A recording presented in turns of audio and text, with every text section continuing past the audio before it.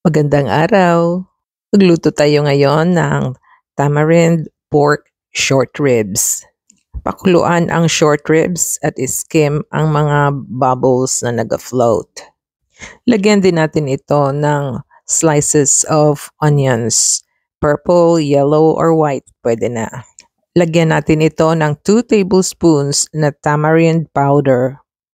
Ilagay na rin natin ang slices of daikon. Or ang iba tinatawag nito ay radish. At meron din tayong slices of taro root.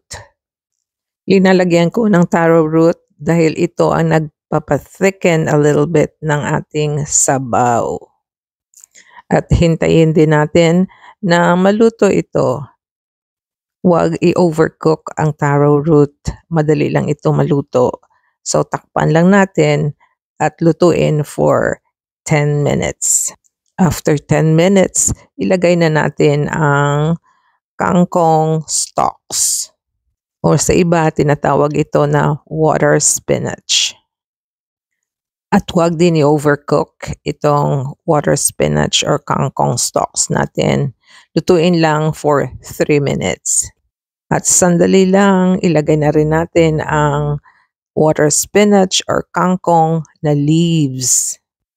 I-press lang natin ito ng konti at i-adjust uli ang taste. At ito na, luto na ang ating tamarind pork short ribs. Enjoy!